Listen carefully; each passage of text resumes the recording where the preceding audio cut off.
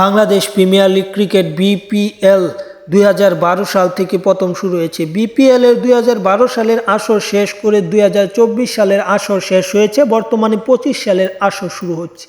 তার মাঝে অনেক দলই চ্যাম্পিয়ন হয়েছে, কিন্তু 2012 সালে কোন দলটা চ্যাম্পিয়ন হয়েছে তা হয়তো অনেকে জানেন না, এবং কোন দল তার রান আপ হয়েছে তা হয়তো জানেন না, এবং ম্যাচ সেরা কে হয়েছে বা টুর্নামেন্ট সেরা কে হয়েছে বা ম্যাচটি কোথায় ছিল, সেই ফাইনাল ম্যাচে কি ঘটেছিল, এক কথায় বলতে গেলে 2012 সালের ফাইনাল ম্যাচের ইতিহাস সম্পর্কের এই ভিডিওটাই থাকছে। তাহলে দেরি না করে চ্যানেলটি সাবস্ক্রাইব করুন এবং ফাইনাল ম্যাচের টুকটাক কিছু ইতিহাস আমরা জেনে নিই।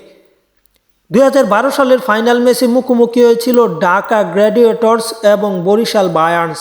বরিশাল বায়ার্নস প্রথম মৌসুমে তারা রানার আপ হয় এবং প্রথম মৌসুমে ঢাকা চ্যাম্পিয়ন হয়। ম্যাচটি হয়েছিল শেরেবাংলা জাতীয় ক্রিকেট স্টেডিয়াম মিরপুর, যেখানে প্রথমে ব্যাট করতে নেমে বরিশাল বায়ার্নস তারা 140 রান করে নির্ধারিত 20 ওভারে 7 উইকেট হারিয়ে, এবং বিপরীতে ঢাকা গ্ল্যাডিয়েটর এই ম্যাচটিতে মাঠে নামলে তারা 15.4 ওভারে ম্যাচটি জয় ছিনিয়ে নেয়, যেখানে তারা 144 রান করে 2 উইকেটের ব্যবধানে, মানে 2 উইকেট হারিয়ে এবং 8 উইকেটের ব্যবধানে ম্যাচটি জয়লাভ করে ঢাকা।